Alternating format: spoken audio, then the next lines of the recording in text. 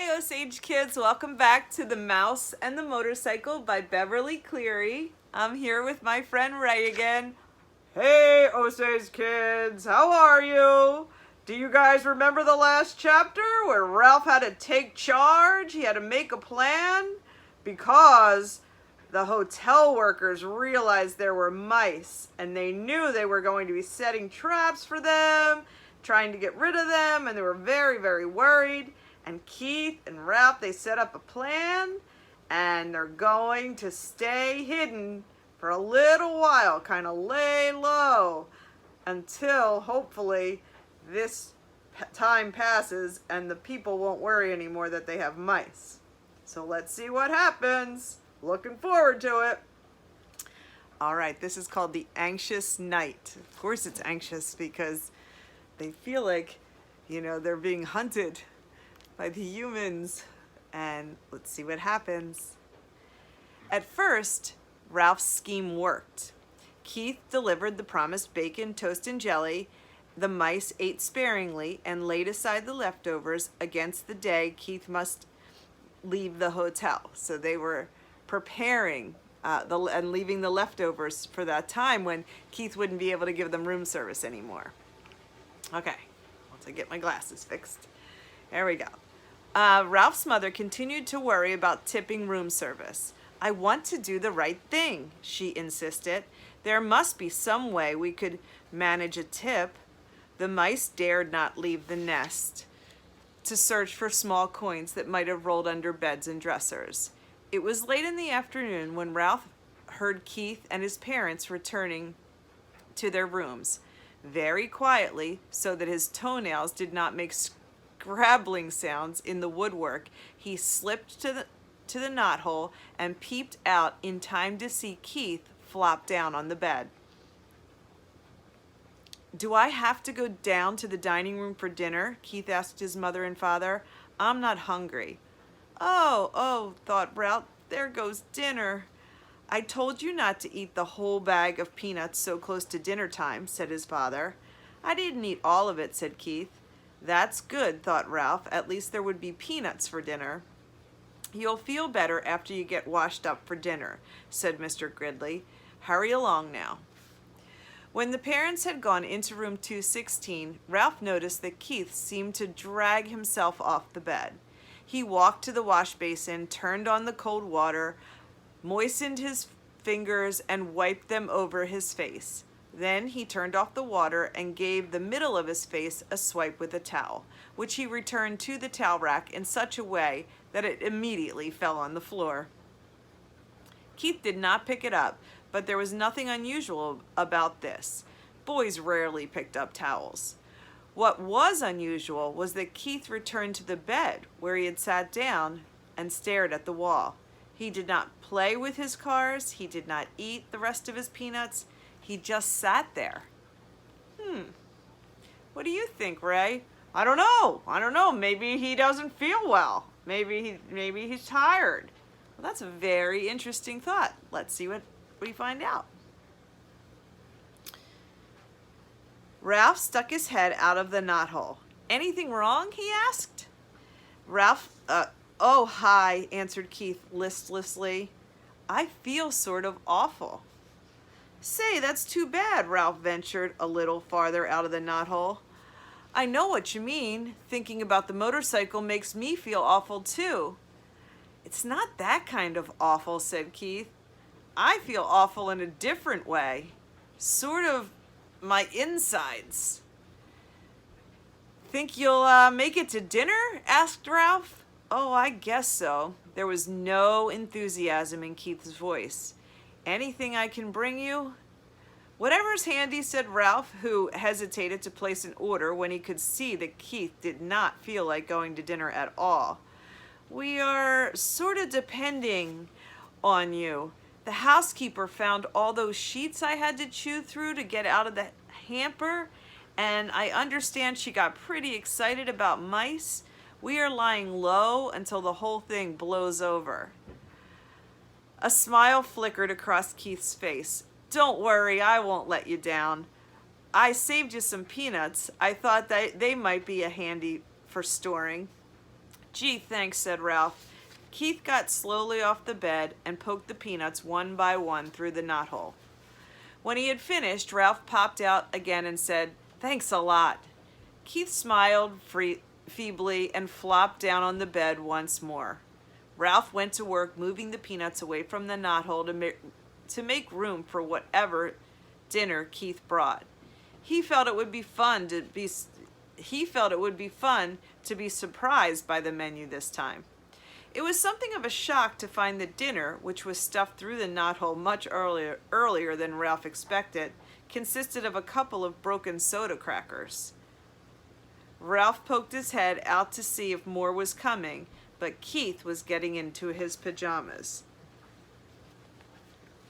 Ray, did you have an idea? Yeah, man, I have an idea. Soda crackers. I think that's like saltines. That's what my mom used to give me when I didn't feel well. Ginger ale with some saltines. I bet those crackers were because he didn't feel so well. He probably didn't order any dinner. You know? I think you're absolutely right, Ray. Sometimes when my tummy doesn't feel so well, I'd rather just have crackers. Yep. All right, let's find out. Ralph poked his head out to see if more was coming, but Keith was getting into his pajamas. Aren't you going to bed pretty early?" asked Ralph, realizing he had not heard Keith's parents come in. "I felt so awful I couldn't eat, so they told me I had better come up and go to bed." Keith tossed his shirt on the floor of the bed and pulled on his pajama top. When his head emerged, he said, "I'm sorry about your dinner. It was the best I could do. All I had was a little soup." "What a shame," said Ralph's mother. "The poor guy." "Oh dear, whatever shall we do?" cried Aunt Dorothy. "Our very lives depend on him." The little cousins huddled together, big-eyed and frightened. "Yes, what about us?" asked Uncle Lester. "How are we going to manage if he doesn't bring us our meals? It isn't safe for us to go out pilfering when the housekeeper has declared war on mice." "I knew it was a mistake to depend on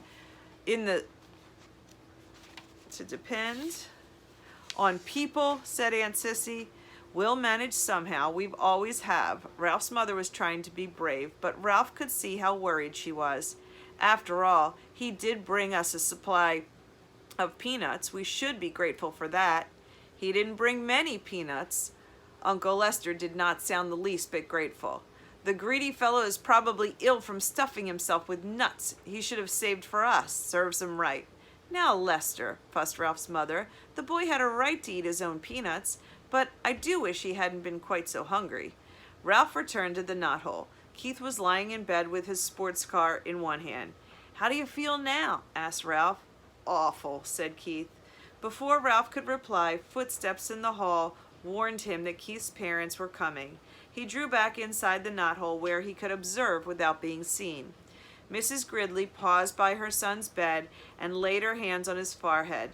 "He does feel a little warm," she remarked. "He'll probably be all right in the morning," said Mr. Gridley. "He just hiked too far in the sun this afternoon." There he is in bed.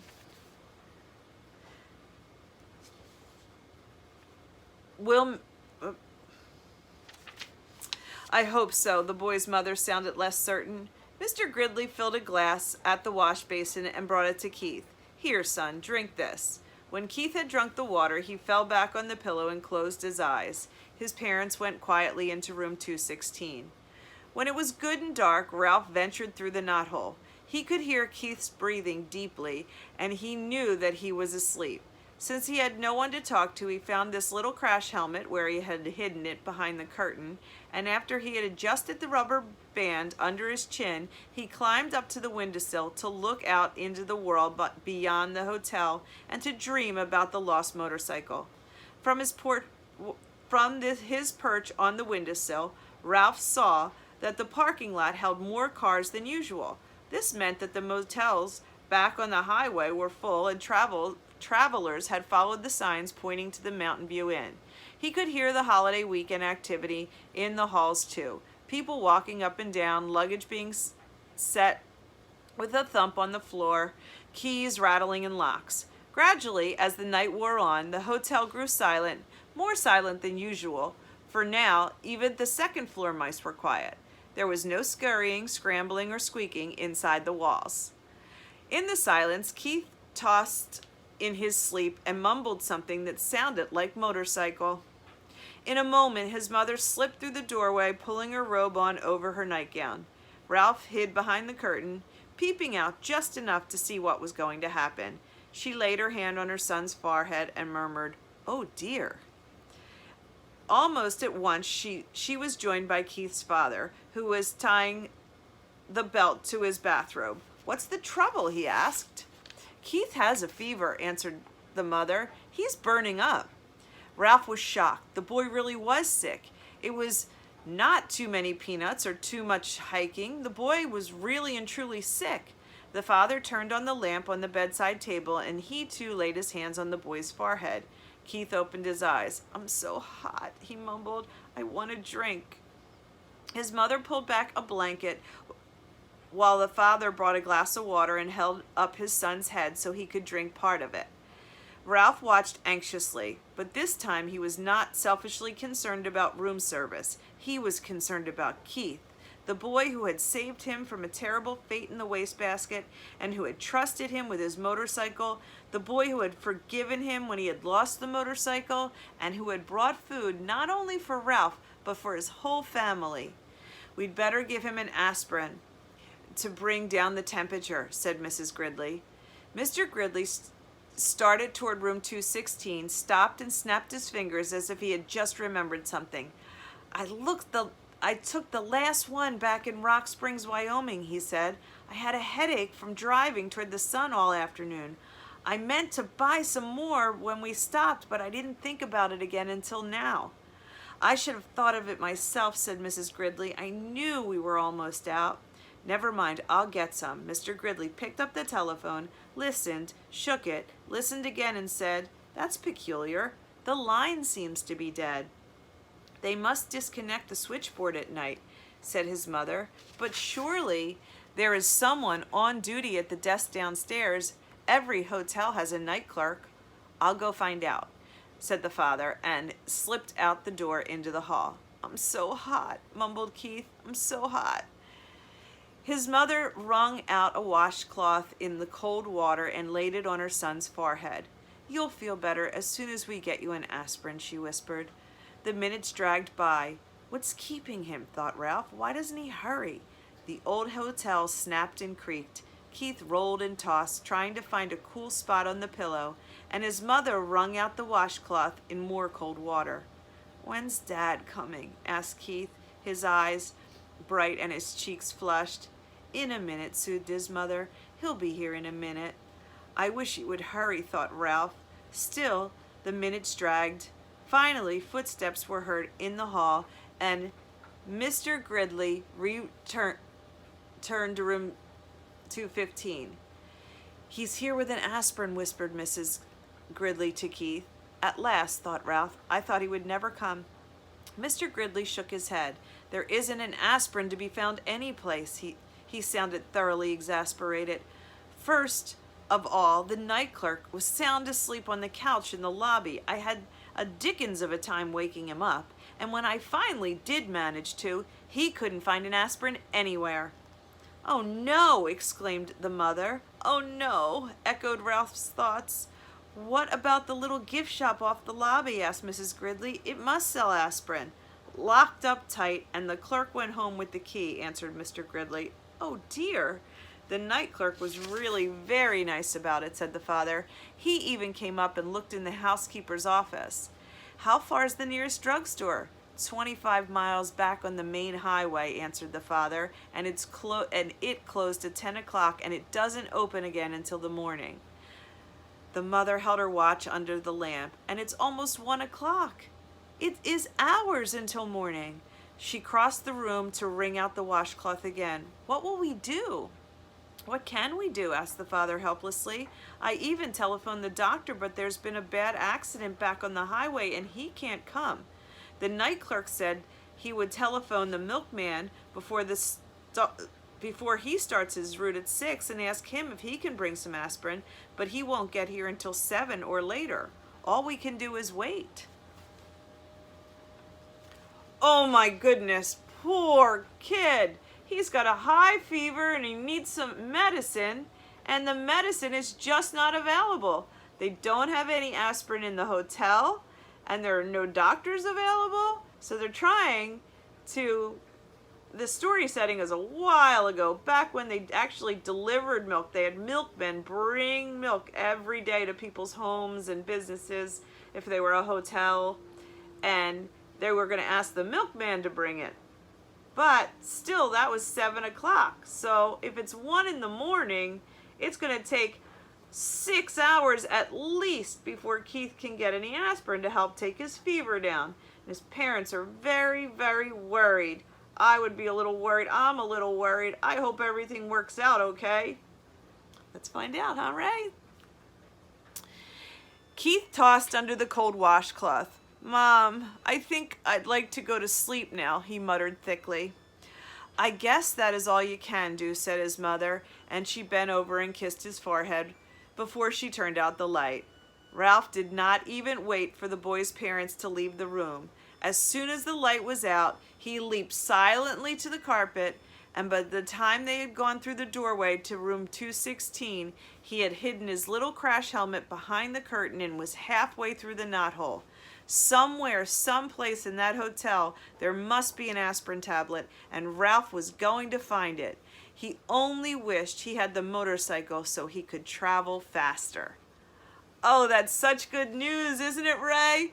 Why, yes, it is. It seems that our buddy Ralph is going to come through for his buddy Keith and find an aspirin. I wonder where he'll have to go to find it. And I wonder if his family will help him find one. Oh, this is very exciting. I hope he's successful. Me too. I hope so too. Stay tuned for the next chapter, Osage Kids.